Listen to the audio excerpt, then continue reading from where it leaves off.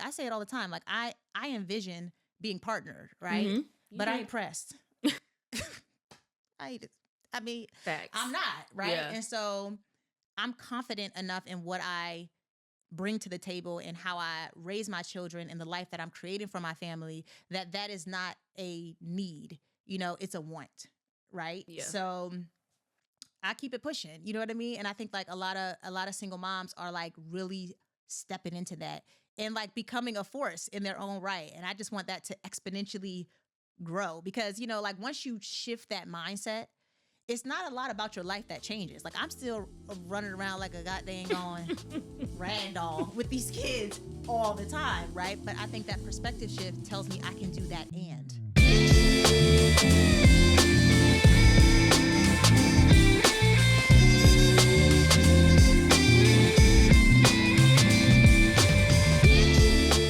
All right, welcome guys to another episode of the Kickback with Keri podcast. I'm your host, Keri Henderson, and I'm excited for today's guest. I have known her since high school.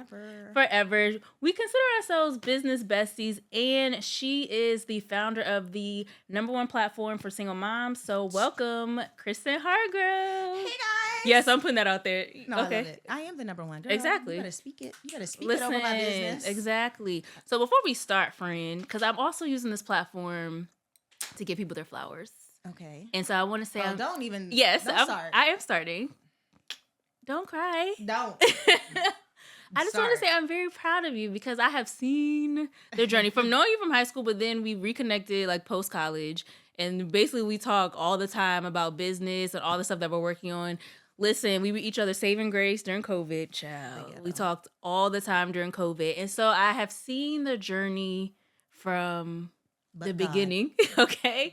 And so I wanted to talk to you today about CoTripper, your platform, and because I think we don't hear a lot of people talk about the founder journey, right? So we see a lot like there are grants for product-based businesses, and we've talked about this a lot. Mm-hmm. But we don't hear a lot of people talk about the founder journey, especially I think it's important since what happened recently with the Fearless Fund, and that was a whole thing. And even Hello Alice, being penalized for trying to give out grants and funding to, founders and starters. So I wanted to talk to you about that because, we need a little behind the scenes because it's kind of like a gatekeeping, I guess you could call it, to like that world and how it works. And considering we went to an event that was for tech founders, and I'm like, oh, this is a whole nother world that I know nothing about. Right. So I wanted to start from the beginning and tell us about CoTripper because that is a platform. There have been a lot of iterations of CoTripper that I have witnessed, but I want to talk about like what inspired you to start CoTripper and what is CoTripper. So, okay. Exactly. That's a loaded question. It is. Okay. So but we got time. We do. So really what inspired me to start CoTripper was, of course, I'm a single mom, right? And I don't know. I felt like the narrative around single motherhood, as we've talked about many times, it's like this struggle narrative. Wow. Yeah. I have married friends, I have partnered friends and all the things, single friends like me. And I'm just like, there's no real space that's talking about what single motherhood is outside of the stigma and the bias. And yes, there are challenges, but I wanted to target the company. I didn't know exactly what I wanted to build, right? So stepping back a little bit. So I worked at a startup, right? And it was my first experience on even what that was, right? And so getting immersed in that atmosphere, I was like, oh, okay, these guys are out here running a company and they're like my age and I'm gonna do it, right? Wow. She said, wow. I didn't even know the ecosystem like that, right? And so I may have been a bit ambitious in the beginning, but I think that's a good thing. I think if you are trying to pursue particularly a startup, the best way to do it is to just do it because there's a lot of stuff that maybe when I first thought I wanted to do this that I didn't know that I've learned that has been beneficial but hard AF. Yes, which we'll talk about. Yes. So the motivation was really I wanted to create a positive space for single moms. And I didn't find one. I didn't find community. I was in a lot of motherhood spaces. And quite frankly, it was like so geared towards couple parents that I couldn't relate to the topical nature where there were some things I could hold on to, but I thought like, wow, wouldn't it be dope to have a space that is just for single moms, like just us kind of vibing about our lifestyle. So, it started as a travel company pre-COVID. Yes. And actually it was, we had won a pitch competition here in DC. It was like, getting some traction. And then where I say I really understood single motherhood from a deeper perspective is when the pandemic happened, and we were all fighting for our lives. We didn't know what was going on. We, like you said, we talked every day. Literally. What came out of the community were like all of these women navigating all of these things. We had taken some moms into a private group, and that's kind of where the seed was planted for what we're doing now. But like, just talking to those moms and like, wow, even from my experience as a single mom, how different somebody else experience is for various factors, right? I just wanted to be a place where if you're navigating parenthood in that realm, that you had support from people who really understood like what you're going through. Yeah. So that was the driving force. And my mom was also a single mom. So I had, outside of the narrative that I didn't see as a kid growing up with a single mom, like I never felt like I was struggling as a kid, or I never really, I'm sure she was. Yeah. In but as a ways. kid, parents showed us from stuff. Yeah. But I felt like when I became older, and even just the things that were said about single moms from the perspective of being raised by one, I was like, now hold the fuck up. Like, who they am in there? Like, who I need to fight? Okay. What were they? Okay, what do people say about? Because we always hear like, of course, the struggle narrative, right? And then there's differences between your experiences as a single parent and then two household parenting, right? So what are some of the things that you hear? Yeah. Because I don't think we talk about that either. It's just like, oh, single mom, single parent. Even it's mostly single moms. It's their fault that they're single. Like I've seen some stuff because even some you've posted on TikTok, people be in the comments. I'd be like, relax, y'all. Right. Like, I mean, it's just for me, in my perspective, it's just like they make you, society and just people's perceptions or even the things that they say, they make you feel like you should be ashamed of parenting this way. You know what I mean? So it's like a level of shame I feel like some single moms can carry in that the relationship didn't work. Your kids are slighted, or like you ain't got no money, like you're broke, struggling. Like those are like insulting things. Yeah. When you have no idea about like what my true and real experience is as a parent and as a woman, right? And so I think just even in the dating world, like it's like, oh, if she got kids, I don't want to date her. Right. Like, it's like all these Negroes out here with kids, hella baby mamas, like facts. And you had the nerve to be criticizing the baby mama when you got, you know what I mean? So it's just every touch point, even in your career, right? Like even just having to go to your boss and say like, hey, I have to leave because I have to. It's just every nuance of your life. There's this level of I have to explain myself more deeply or deeper than somebody else. Like, yo, I don't have nobody at home. So when something happens with my family, like I have to activate. Right. So it's just things like that it's not only what's being said, it's like the actual lived experiences of what you carry and have to do like on a day-to-day basis. It is a lot. But I feel like oftentimes, you're having to like measure things up against that or oversplain things because of it. And it's just annoying. Like, I'm like, yo, like, if I gotta go, I gotta go. Right. You know what I mean? Or anything. So I don't know, like I said, I have co-parents, I have different experiences. So I think just the generalization of this group of people, which is like a massive group of women across the world, really, but like millions and millions of women here in the US, like to generalize a population, any population, to me is just whack. And it's unfair. It's just whack. I'm like, really? So that was the driving force of what CoTripper is. Now, I don't think I even said what we are, so let's get into that. Well, thank you. Yes. Yes. So we started as a travel company, and then now we are a lifestyle and parenting platform for single moms. Really, like I said, driven by the conversations I was having with women during the pandemic and kind of how I saw us growing and evolving as a platform. So we have a community app where moms can connect one-on-one. We do group vacations. So like taking away the stress of having a family vacation by yourself. You can come with us on group trips. And then we have a monthly newsletter that we send out just to really drive community. And our goals and ambitions for this upcoming year is to really launch programs. Yes. We talked about those. Yes. Which are great. I won't speak on with who. Yeah, but you have some really, really good ideas for your programs. Yeah, so we're really excited to like help single moms make actionable lifestyle advancements is what I'm calling it. Like really push their lifestyle forward through whatever period of time that they have to parent as a single mom. I want them to be able to still hit their goals, still achieve the things that they want to, even with the added responsibilities that single parenthood does bring. So that's where we are today. And I'm like,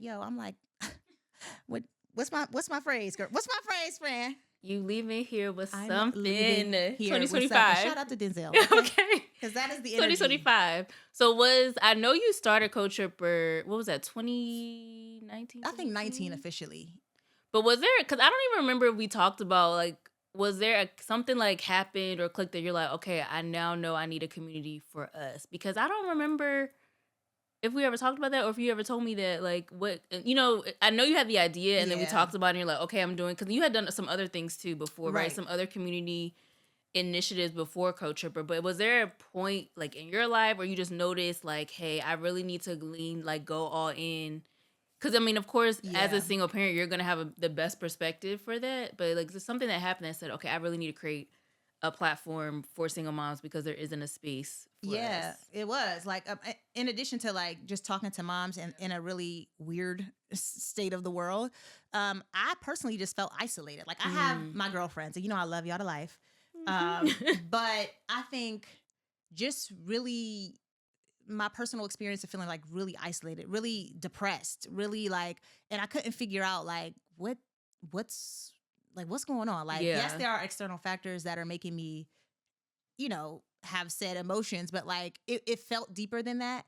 And so for me, that was the space and time that I was talking to other single moms in the community. And I realized like, oh, this is the missing piece. Like I have my great girlfriends. I have, doing pretty well. I'm a career woman, but it's just like, wow, you don't know what you don't know. And until you start talking to people, so many things surface. Like, just like even like having deeper conversations about co-parents or really understanding single moms who don't have co-parents. Like, and me being a single mom, like thinking like, what if certain things were different in my life? Like, I just empathize with even moms in our community.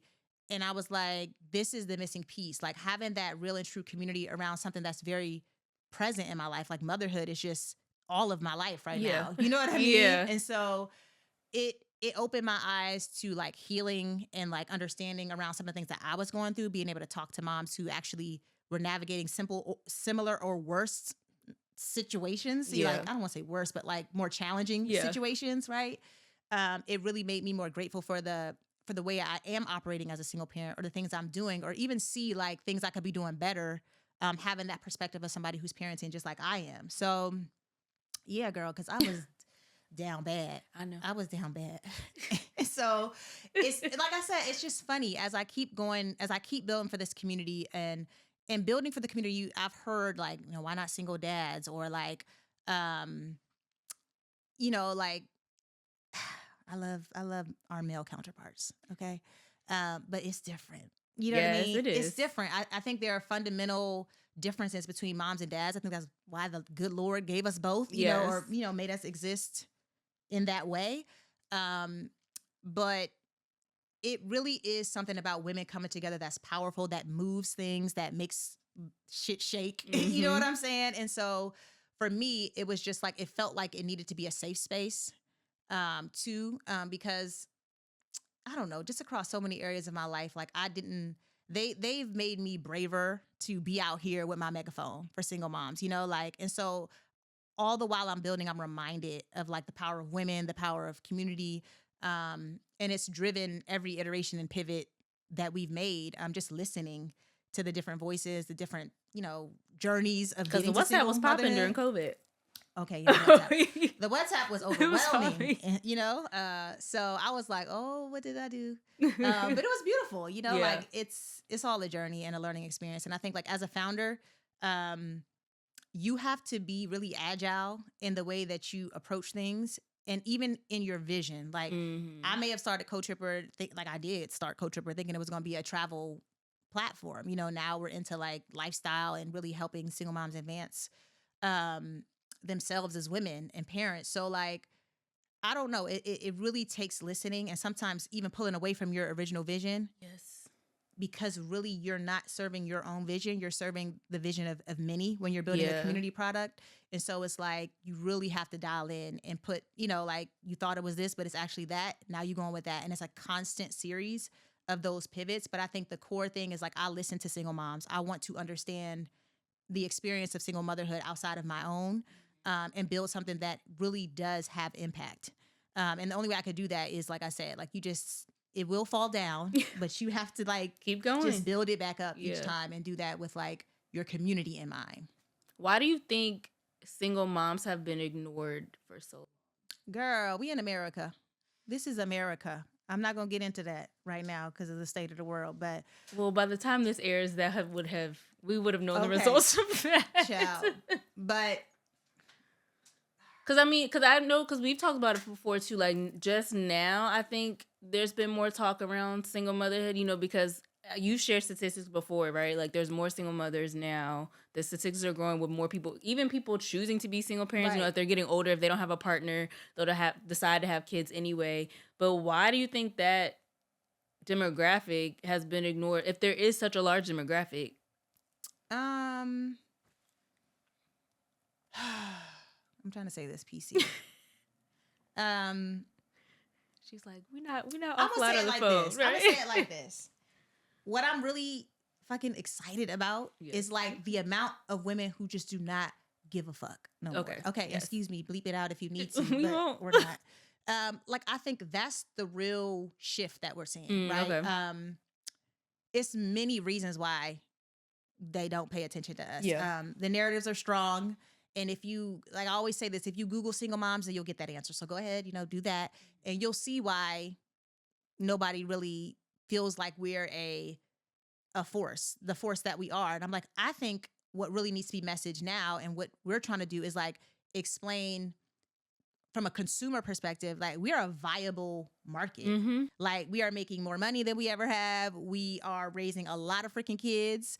And we are, moms are the primary, decision makers in what we buy, what households buy and stuff like that. And so I'm really trying to drive and highlight our value from a consumer perspective because that alone is big business. Yeah. Like if you know, but like that's big business. So I think I'm happy to see more women talking about like going through a divorce and like feeling empowered by divorce or having divorce parties or like not saying like divorce, I'm pro-divorce. Mm-hmm. I've never been married. So I mean, I can't be pro-divorce, right? But I like the fact that we're taking ownership of our stories, of our experience, and saying like, hey, we don't need a partner to have a kid or be successful or fit into the mold of what a parent or a household should be. Like we're making those decisions on our own. And so I would say like, I'm really happy and excited to see that shift continue. Because like I say it all the time, like I envision being partnered, right? Mm-hmm. But I ain't pressed. I mean, facts. I'm not, right? Yeah. And so I'm confident enough in what I bring to the table and how I raise my children and the life that I'm creating for my family, that is not a need, it's a want, right? Yeah. So I keep it pushing, you know what I mean? And I think like a lot of single moms are like really stepping into that and like becoming a force in their own right. And I just want that to exponentially grow because, like once you shift that mindset, it's not a lot about your life that changes. Like I'm still running around like a goddamn on rag doll with these kids all the time, right? But I think that perspective shift tells me I can do that and build a startup from the ground up. I can do that and be a loving partner. I can do that and be a bomb-ass career woman. And so I think having that mindset of like, yes, I'm doing all this, but and I can do is what the... Okay, y'all better ask somebody. But go ahead and drop a word. You better ask somebody. That's what I want for every mom, whoever has to parent for any period of time by themselves. I love that. So when you started originally with travel, because you love to travel, and I ain't been nowhere in so long because I know the state of my life is very ghetto. But it's temporary. Very ghetto. It's temporary. Mm-hmm. It's not permanent. It's temporary. Jesus, you hear me? It's temporary. So when you started for travel and then you started pitch comps, to take us through like what it's like to do, because most people, girl, I have thoughts on that. I know, and I want to hear your thoughts on that because most people, okay, so when we hear founder, one, let's break that down. Like, is founder usually for tech? Is it, because there's consumer goods, are they considered founders, or is it just for tech companies, media companies? So when we hear founder, what does that really mean for someone who's watching? They're like, I don't know what this means, but I know I'm building something. Right. And then two, if they wanted to go out, like, how do these pitch competitions work? Because you did start out first with travel and you were pitching with travel and you did win some money with the travel concept. Hello. So I wanted to share that because I know a lot of people maybe, entrepreneurship is still popular. It's still growing. People are, doing the 9 to 5 and doing things on the side, or they're taking the leap to start a company and they may be like, okay, I want to get into this pitching founder world, but what does that look like? Man, that's a loaded question. I have so many thoughts. But I would say at its simplest form, right, and historically, how I view being a founder is like, so you have a company that you intend to scale to like a really big company, right? $1 million, $1 billion company, right? And that typically involves some level of outside investment into your company. And a founder is like, to me, associated with a startup, right? And a startup, again, is like, it's still a small business technically, but you have intentions for that business to scale massively, right? Whereas if you're a small business, say I'm a shop owner, I want to maybe just serve my local community and I'm cool with that. So the startup world calls that a lifestyle business, where it's like it can pay your bills, you can make a decent salary, but you don't intend to achieve like massive scale, right? And so I would say that's the biggest difference between like per se a small business by way of entrepreneurship and a startup. And then like a founder is the person who creates the startup. Gotcha. And so because again, I had that experience working at a startup, I think that's a privilege. I kind of, that happened, thank God, because I didn't even know what it was, right? And I think a lot of particularly Black founders, right, come to know about this ecosystem in some kind of way because a lot of us didn't grow up, and venture capital itself is not very Black. Yes. You know what I'm saying? Yes. And so there are like, statistics about that out here. But I try not to focus on the historical nature of how startups have run and really focus on like how I'm going to build my startup, right? So I've been introduced to this ecosystem and I know the historical track of the way it's been done. You pitch, for example, and I'll get into that in a second. But what I've done as a founder specifically is targeted hyper local opportunities, right? So in every state, there is some kind of ecosystem around startups, right? And so the first step is just getting into it. I got into it because I worked at a startup, and then I was like, I'm gonna start a company like this, right? Or pursue this route.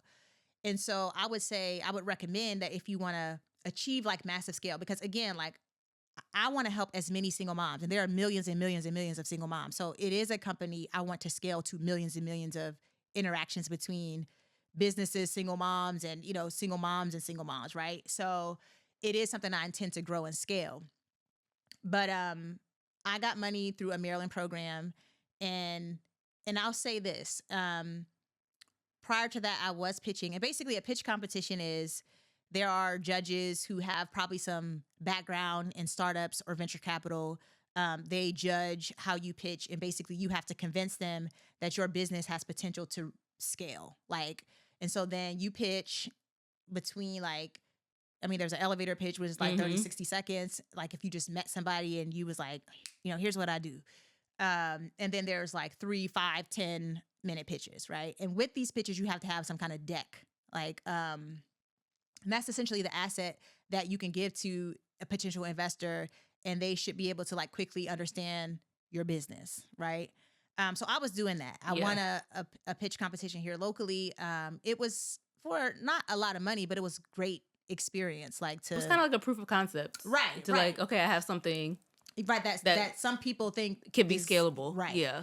And so I was a little quiet after that because again, like we went into the pandemic, all this stuff. I had to rebuild the company, essentially try to figure out like what the hell I was doing because I had no damn idea what I was doing when travel was off the table. But so wait, where am I going with this? I'm talking about pitch. I was going somewhere. You were talking about a pitch. Yes. Okay, yes. I found it. You found it. You got it. Mom brain and all the entrepreneur brain. You're like with the 500 things you got going on right now. She's all the time. So okay. Here's my thought. I don't want to say this. I don't want to jeopardize my chances of getting some coins. You see what I'm saying? Yeah, I feel you. Well, nothing. God has already ordained my coins, but But what I'm saying is if you're a founder and you want to scale, you almost have to pretend those metrics don't exist. is particularly a Black founder, right? You mean the metrics of like less than 1%? And all that? Gotcha. And then like even less than this for women. Like, okay, great. Then that money ain't for me, right? And I'm going to go after the money that is for me. But you need money. Like, that's just the bottom line. Like, in order to grow, in order to hire a team, which is the pain point I'm at now, is like really being able to hire a team and do what you do best as a founder, or, you know, let other people do what they do best for your company. But I would say start hyper local, like get in your local ecosystem, find the people that you vibe with, like, and then start there and just keep building that up. But like, you want to be at a point where VC comes to you, right? Just build and keep building and focus on your audience. And if venture capital is the route for you, because it's not the route, there's other money out there. Because I was going to ask you too, like, if someone doesn't want to do, you know, venture capitalists, go that route. Honey, revenue. Yeah. It's the best way. Yes. So, I mean, and that's what I mean. Like, you can focus on the fact that Black founders aren't getting money, or you can focus on the avenues in which you can get money, you know? And so for me, I'm trying to focus on, like, let me land a partnership, like a corporate partner. Let me get somebody to invest in us for programming, and start with one. Like, let me just get my first one around that. And then once you get one, just keep building, right? Yeah. And you'll figure out in that process of having one, whether it's a big client or if you're selling like direct to consumer, you know, your first 1,000 sales, or like whatever that metric is for you, right? Just focus on that. And then you have something to say like, well, I know this is already working, or I've already done this, right? And so as you talk to investors, and there are different types of investors. There's, you know, venture capitalists, there are angel investors. There's like, you know, the state funds that I'm sure Maryland is not the only one. That has state funds. So it's other vehicles, you know, for financing. So I would say focus on those and focus on what's available to you. And I got away from that for a long time, because when you're in that industry, you can kind of drink the Kool-Aid. You know what I mean? It's like, okay, maybe I'm not doing the right things, or maybe you know, and you have to have clarity around like what it is that you're trying to do. And clarity is not so much going to prevent you from having to pivot all the time, but it's going to keep your vision and your why you're doing it at the forefront. Exactly. Yeah. Like, and so as you know, I have had other things happen, and I wasn't clear, right? I'm trying to do competing things. Yeah. And that kind of, for me, kind of set me back a little bit, but everything happens for a reason. Cause I feel like now those lessons from being kind of distracted for periods of time have really helped me get to the clarity that I have today around the business. So, yeah, I would just say like, just keep your why in the forefront. Just don't worry about what you don't have access to, and figure out what you do have access to. Yeah. And start with what you do have access to. Yeah. And keep building from there. What do you think is the most challenging part? Because I know when we went to that event, you know, a lot of people, not a lot, but a handful of people were also building communities. Mm-hmm. And, you know, it's going to be hard to get people on an app to sign up for something. Girl, it is so hard. To even travel, like, the idea is great. People love the concept of a lot of things, but actually getting people to execute can be a little challenging. Yeah. But what do you think is the hardest part about building a community, especially if that's the foundation of the business? Community business are really hard to build. There's no getting around that. It's one of the most challenging things to build. And I think social media has definitely had an impact on community. Some would say positively, others negatively, some people in the middle, like I'm somewhere in the middle, in terms of what it looks like to build a community today. And do you think that's because people are so distracted with social media, they don't think about anything else, like being offline and actually in person, because we've been so consumed with social media? Yeah, I think it's a lot of things. I think like you're fighting for attention, right? And when you're a community, you're expected to provide value. And I think that's the difference. Like, I don't think social media is intended to provide value. It's just intended to provide information and access and visibility, right? And so value is something that you have to figure out from your community's perspective. Like, everyone, like, again, like, it's so loud, it's so noisy online. Everyone's so different. And to really identify what your value proposition is for that said community is like the anchor, right? And then that's just the first step, though, because like you can poll your community, you can ask them, and you can maybe know like what they deem valuable. Yeah. But how to actually create a space that provides that value is a very different thing. Like it's a and. You know what I mean? It's always an and, you know? And so the challenge is, I think number one is like, how do I create an engaged community? Like, how do I create people to come back into the community and engage with the community against everything that they're engaging with now, right? On social media, their family, their friends, their lives, right? And so, I mean, for me, it's really starting niche. Like, I think like you would do yourself a disservice being broad and trying to create community for everybody, because it's just not going to work. Yeah. It's not going to work. But I think as niche as you can get to like who you're talking to, like start there. That's not to say that you're not going to serve a ton more people by way of like creating a community, or it might spin off into something different. But I think as you start, you really have to like have a person in mind, like, and be solving for something that is a real pain point for them. That's what I would say. And I've had like, it's been so hard. I'm still learning. Like, how do I create a valuable community for single moms? I'm still learning like every day. Like, what does that mean? And so another app. Like we have launched an app, right? And I think what we're learning, or what we're trying to learn now, is just like we've identified these kind of like dots on what they like, what they need, and outside of it just being a place, a safe space, right? I was going to say that's a safe space, because you can have those conversations on social, but not really. Right. Not the way you wanted to. Because if you're trying to create it, kind of like how you had the WhatsApp group, when it was like everybody was just like, hey, this is what's happening. You can't really do that on social without feeling like you're going to be judged or shamed. You know, it's not really, because everybody got an opinion on everything. And everyone has access to social media, you know? So I think limiting access was something I just felt like I needed to do to build a community. So like you said, one, for safety, two, for like, there's no judgment, because we are all a niche community around a certain thing. Right.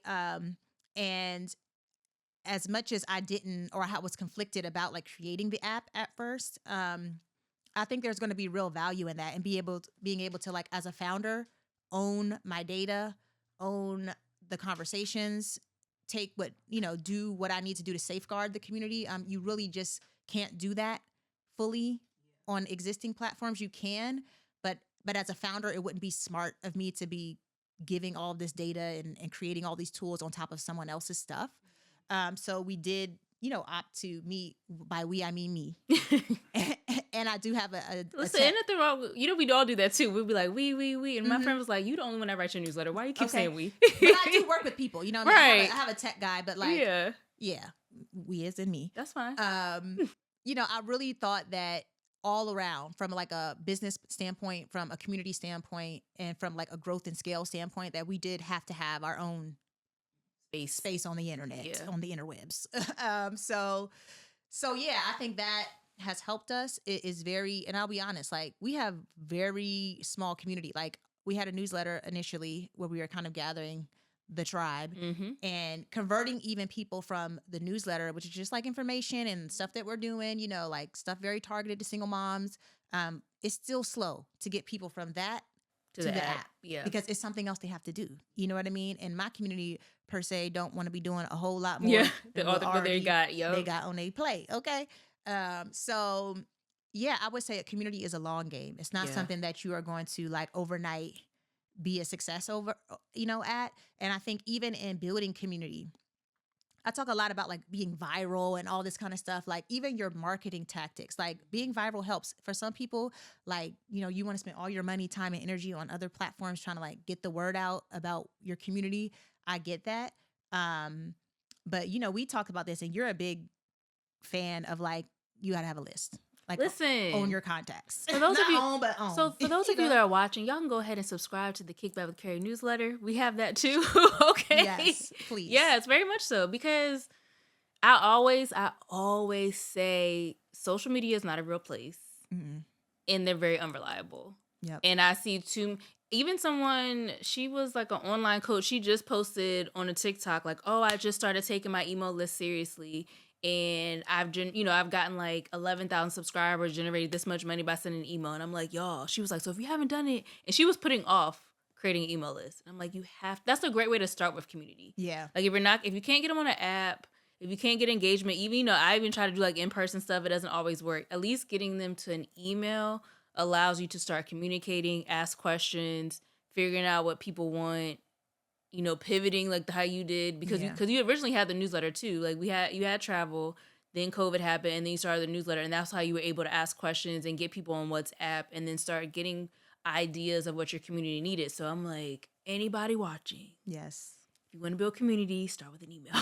No, it's true. And it is so true. We've seen social platforms cease to exist.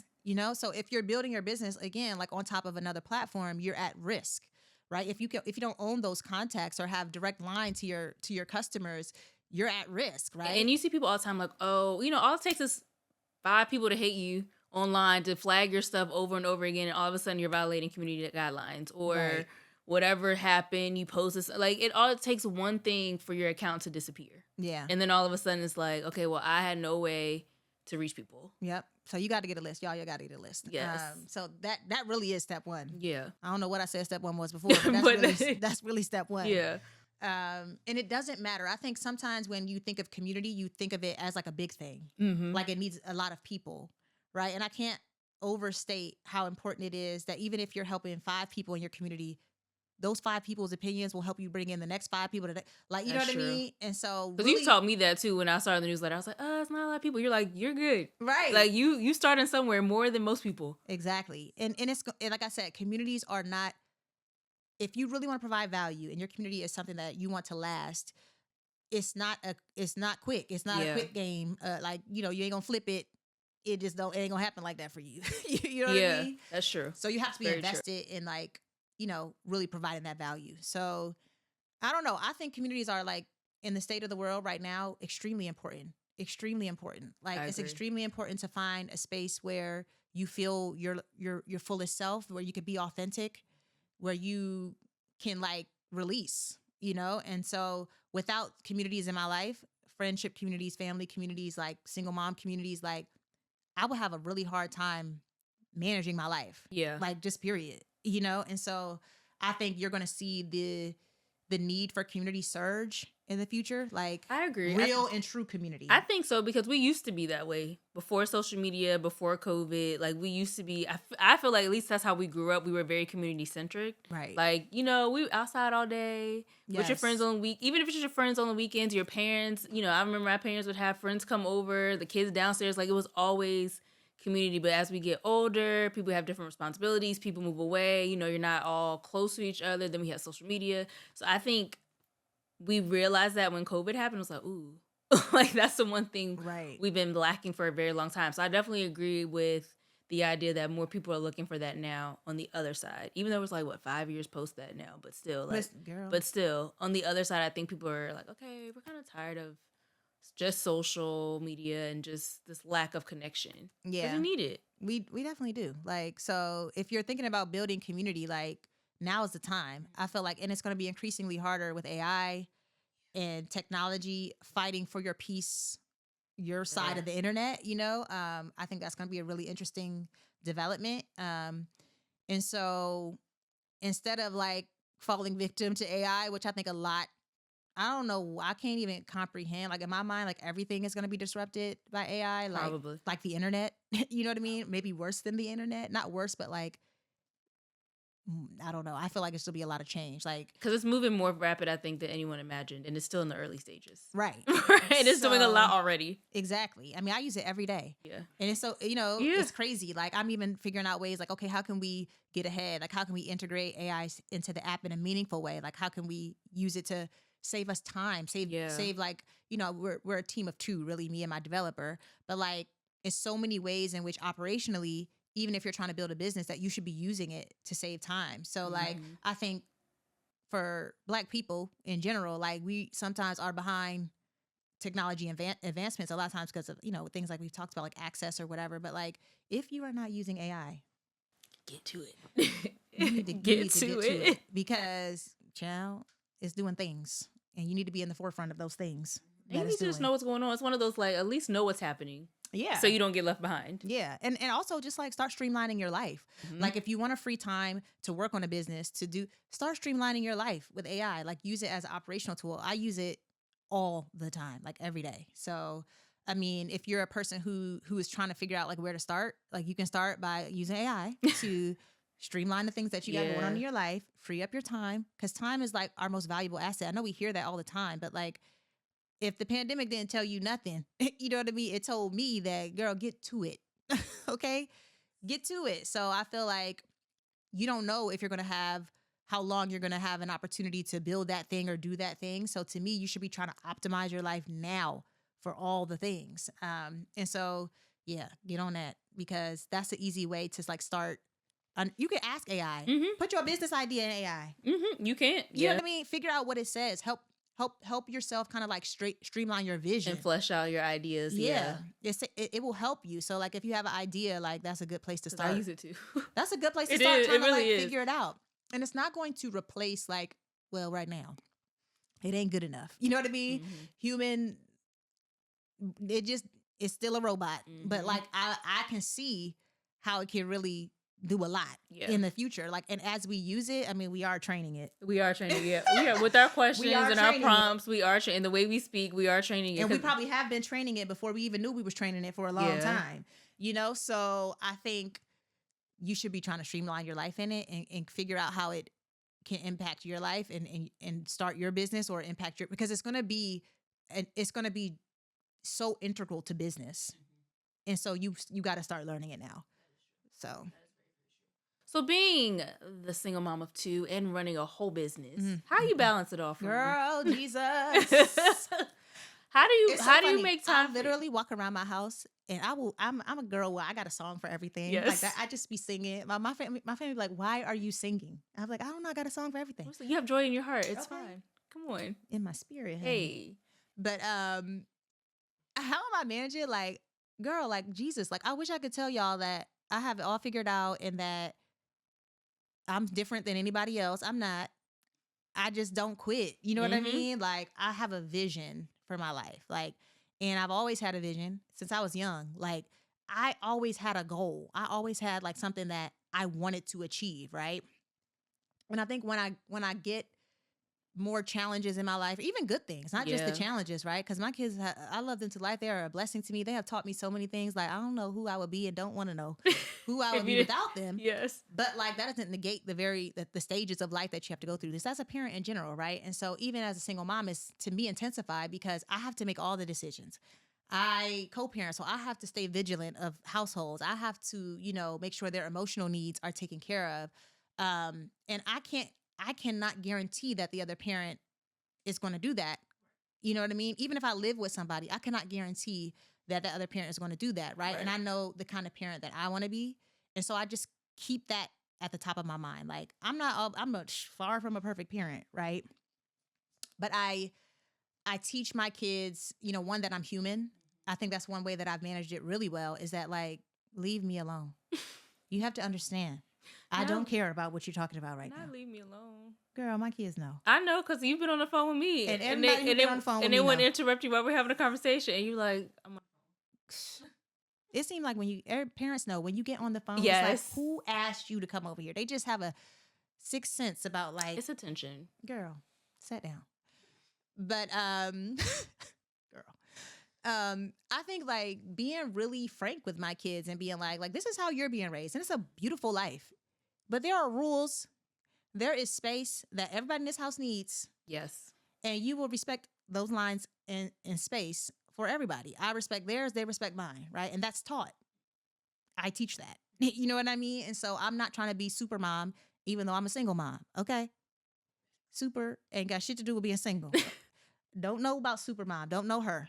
Okay. I know that you have to establish boundaries in an environment that works for you, especially as a single mom, because you're the only one. So if you don't establish those boundaries for yourself, you are going to burn out. I have burnt out. You don't want that. You know what I'm saying? Yeah. So, in the business, I approach the same way. I always will credit like my student athlete life as a true sounding board for me becoming an entrepreneur because I don't even know life without doing multiple things. That's true. As from an early, and I've only known you to do multiple things. Exactly. Yes. And I think like even if you're not doing sport, like I encourage my kids or any kid that I come in contact with, I just be like, what you doing? You doing some clubs? Like what you involved? I think the sooner you get involved in multiple things like that, and right, I'm a student and I have violin club and I have basketball and I do all the things. I love, like I was at my son's football game. Let me tell you, homeboy was on the football field. Then he was in the marching band. I said, I know that's right. I'm cheering for him. I don't even know this child. I'm like, I know that's right. He got his uniform honey out there, okay, with his saxophone. Yes. I said, I love it because it really helps your future self. And right? it helps you, it helps you be creative, spark creativity to explore. It's funny because when we're younger, we're always told like, you know, oh, what do you want to be? You can be anything. And then as you get older, that kind of gets suppressed. Like after a certain while, it's like, okay, you have to do this one thing, be this one, you know, this person, have this job, etc. So I love that you're teaching your kids like it's okay to do multiple things. You should be, because even as adults, we should continuously explore. Right. Like this podcast was exploration. It's like we're just gonna try something new because why not? Right. Because we ain't got nothing but time. Exactly. And it's fleeting. And so if you want to do something, you have an idea, just go ahead and try it. The worst that can happen is it doesn't work. And you learn something. And you learn something and you move. You take what you learn and you go to the next thing, which has been twiddling your thumbs or sitting on your ass. Right. You know what I'm saying? So that's right. better than doing nothing. That is true. So I mean, that's how I do it. And I feel like a criticism that I've experienced my whole life is like you do too many things. And you got to focus on one thing, and you can't. And now I'm like, oh, well, would you look at the world now? Everybody's a multi-hyphenate or what? And you know what's funny? Because I used to tell you that I'm like, girl, I need you to focus on one thing. And now, not only you, everyone. No, I know, but it's funny because I used to say that, but now I'm this person that's doing multiple things. I was like, I have become Krystin because I have this, then I have the newsletter, and then I have some other stuff, and I was like, oh, I really have like multiple things going on at once. I understand now. But it's so. But I understand. My brain, like I said, like some people, I think it's the way we're taught, right? It is, and it's a type A in me that would be like, oh, you gotta like, you can't have 500 things going on at once. But now I've been like, yeah, you know. Yeah, we see the Tabitha Browns of the world. We see, girl, get everything. Yes. Get everything. Get the seasonings. Get Target. Get the active role. Get it all. Get books, your man. Okay. The books. Retire and everything. your man. Hey, it's your business. It is. Okay, listen.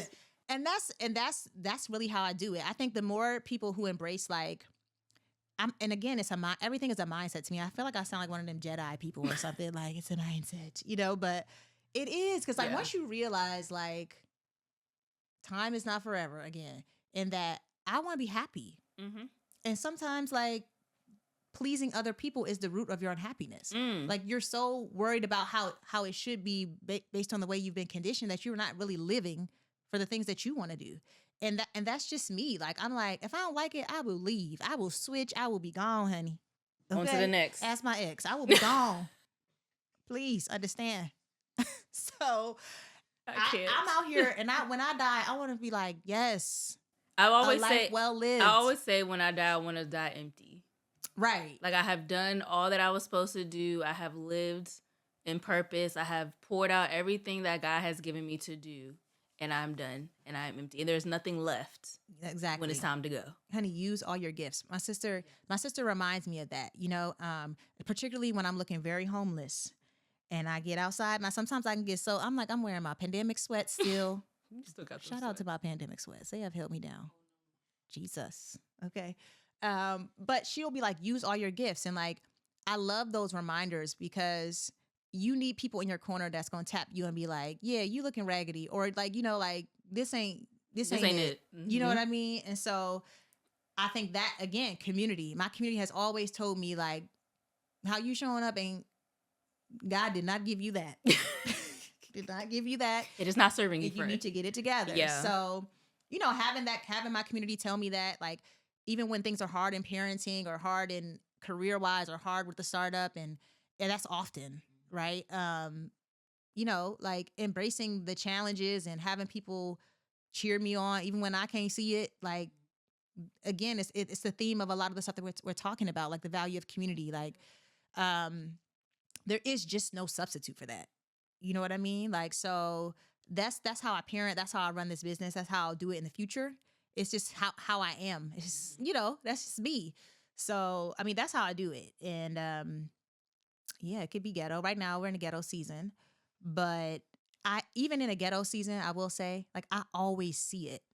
You know what I mean? But okay, since you're in a ghetto season, what have you been learning in this ghetto Lord. season? What's some lessons, some unexpected Ooh. lessons you've been learning in this season? Because I know it's been a little rough. That's so good. Because, wow, I mean, She was like, I wasn't ready for that one. You weren't ready for that one. Sorry. Because I sprung that on you. I'm trying to, like, succinctly say it. And I only ask that because you're not the only person. You know, someone else can be watching this as a single mom and feel like they're in a really, really tough season too. So it's kind of like, what's the takeaway? You know what I mean? Like, what can you take away from this season now?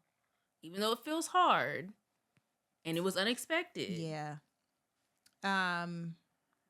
Like, your time is coming. Like, I know that sounds cliche. And everything that you are going through, you're growing through, and it has purpose.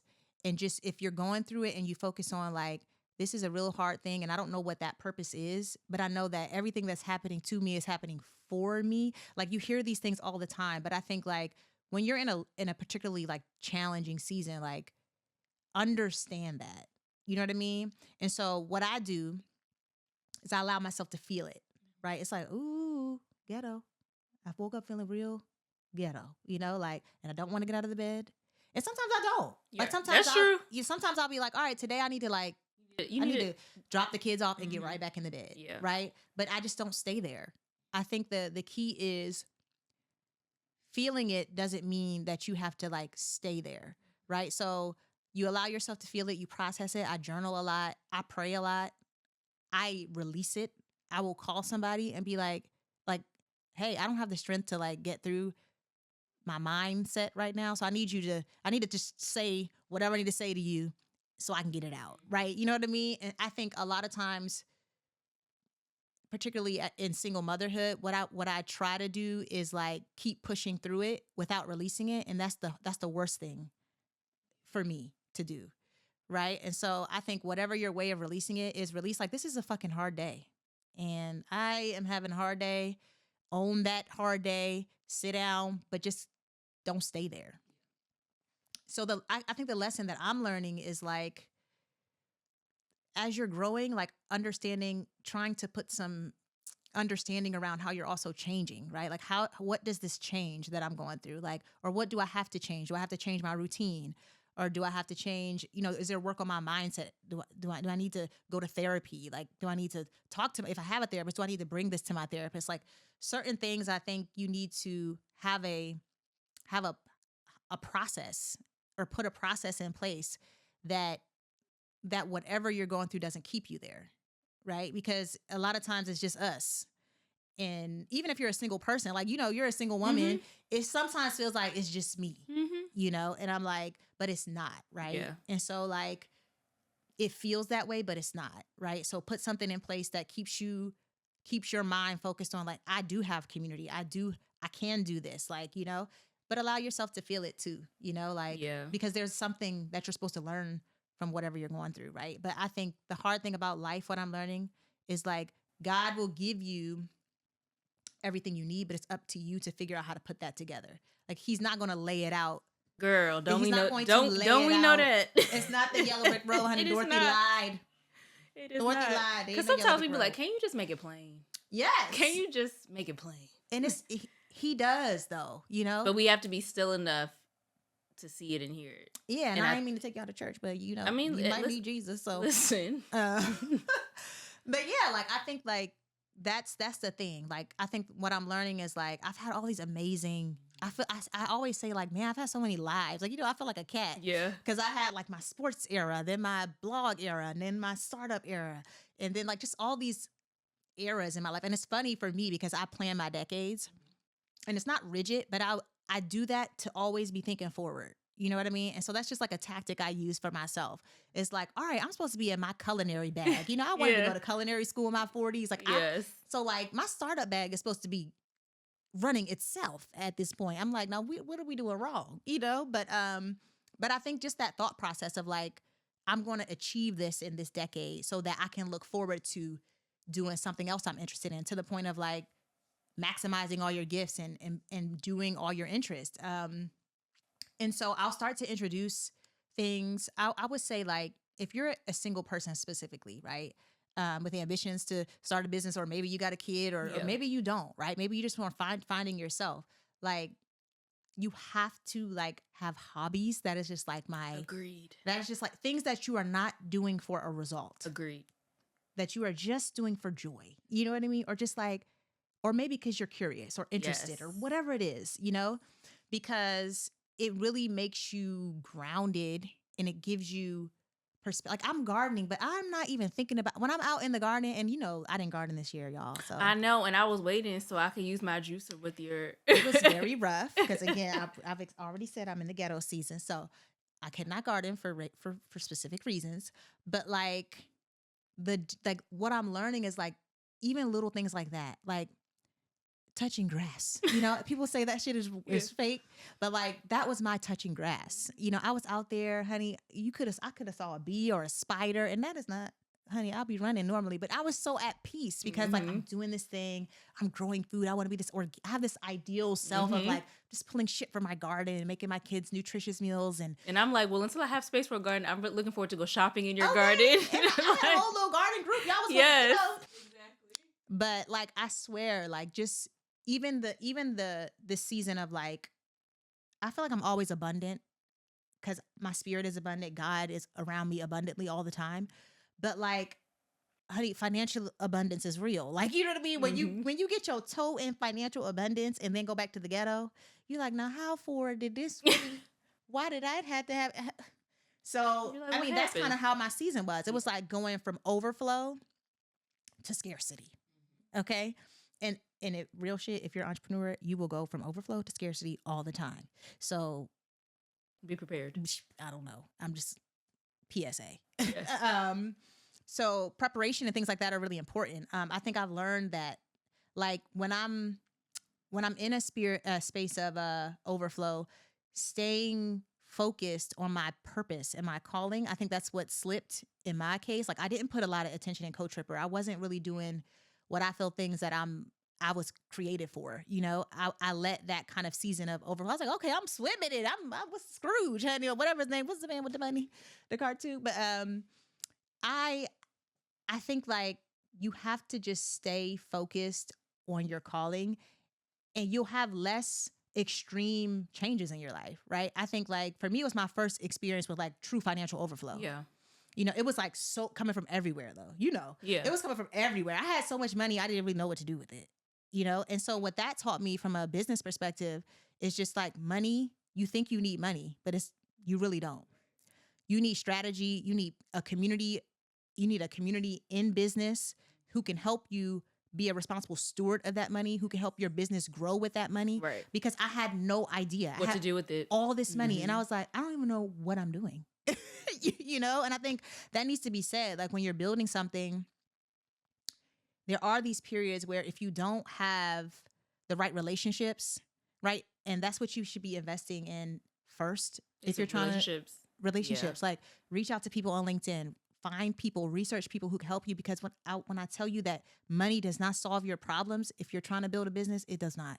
Who you know and who you have real and true relationship with can get you more money than you can imagine if that's what you need. But it can also get you people to work on your team, or it can also be a sounding board for you. It can also help you get to that level of clarity. Like relationships are everything. Relationships are more valuable than money. You know what I mean? And so that's out of this whole season and just about my life. I've never been a person who cared about money. Like money comes and money goes, right? But I think I really now, as a business owner, understand better how to like how can I say this? Like push assets forward. You know what I mean? Like really understand what needs to be in place. Because I thought it was money.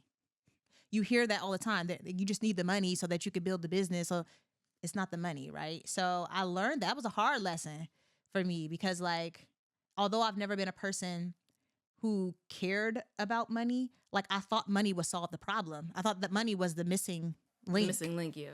You know? And so, you know, again, like a big takeaway is like really being a good friend, being somebody who being the person like I'm seeking, right? So if I want a relationship with somebody who could really help advance my life or give me good advice or or not gatekeep or whatever it is, that I need, I have to be that person.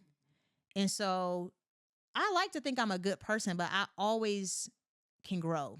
And like, I think when I was navigating my business, I wasn't a person people could come to really, because I just thought about it differently. You know what I mean? Like, I'm so focused on my business that's all I was thinking about. I wasn't really thinking about like how my relationships can help other people. And I think being in an extreme situation where you go from abundance to like scarcity, that it really teaches you like the only thing you have is who you are. So I focus on that now, just all the way around. Like I'm a better person. I'm a better friend. I try to be more mindful. And so, because I'm trying to like be the relationship somebody needs. And so, yeah, I mean, I think that's the biggest lesson is like, one, you can't ever go away from your vision, and even when you're unclear about your vision, your relationships are going to help you see your way through. And then two, just be the relationship that can help somebody, and don't, and try to compartmentalize your life so that you always have capacity for those things, for things in that way. So that's what I've really learned. Ooh, that's a lot. I didn't know all that was gonna come out. That's all. Listen, that's off the couch. I was say the couch has that effect. The couch, it has that effect. And like it's us. Like, it is, yeah. We have these conversations all the time, and we are people who really want to see each other win. Yes, that is true. You just need those people. Yes. Because we'll text like, "Ooh, this happened." If like, "Ooh, I got 35 subscribers." Like, "Ooh, I got." Listen, small wins count too. Yes. So and celebrate them. And so we'll be like, "Hey, girl, this happened today." I'm like, "Thumbs up, good job." So yeah, that is true.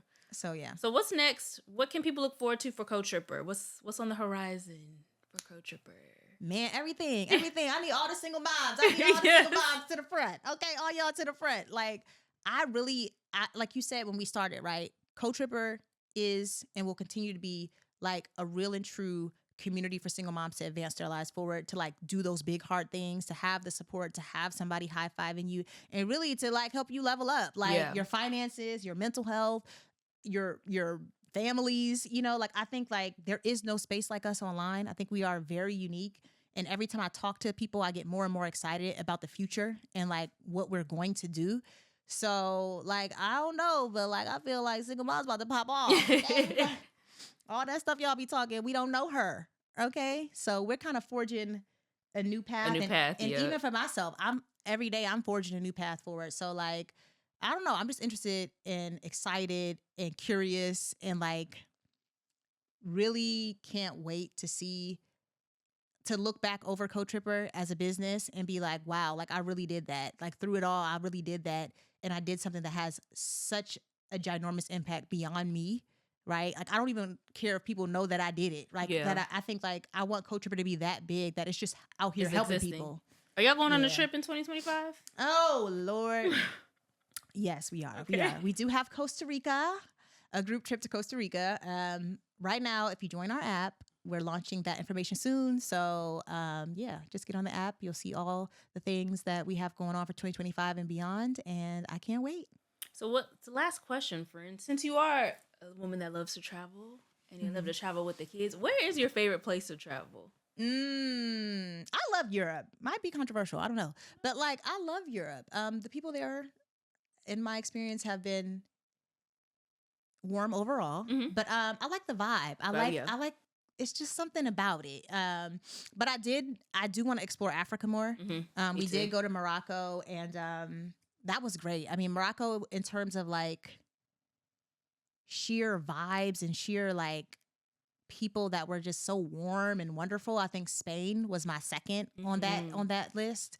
But want to explore Africa more. My mom really wants to go to Egypt, so I'm hoping I can that would be nice. Work that out for her. Yes. But yeah, like I think I love Europe personally. Definitely want to explore Africa a little bit more. And overall, I just want my kids to be like cultured little people, like I want them to be empathetic. I want them to experience not just like the luxury or like the on par experience to how they live. Like I just want it to be vast in like what they've seen, and me too, and like what I've seen to continue to shape me as a human and shape them as a human. So I just overall, I don't care if I'm going to Colombia from Laurel or Utah or in America. It doesn't matter where. I think it's just about really trying to like soak up what you can from where you are and see how people live and what they do and what's there, and just be present in those moments away from your daily routine. Like, that's my vibe. So let everybody know where they can find you and CoTripper, because we got to get Mom signed up, especially for the Costa Rica trip. So let everybody know where they can sign up and find and follow. Well, on our website, www.cotripper.co.com. Okay. It is .co, yes. You can find several call to actions to join our community. And that's our app. And then you can find us all across social, just at CoTripper, me at Krystin Hargrove across all social. And yes, single moms or anybody who was touched by the words that we exchanged on the kickback, feel free to reach out to me. My DMs are open. I'm really responsive, and, offering myself, as we just talked about, as a resource, as a relationship that you can utilize. So definitely my DMs are open, and I look forward to talking to y'all. Hey, thanks for being here, friend. Thank you. Thank you guys for tuning in to another episode of the Kickback with Keri. I will catch you next time. Bye. I hope you enjoyed this episode of the Kickback with Keri podcast. Make sure to subscribe to the YouTube channel. The Kickback with Keri is available wherever you get your podcasts.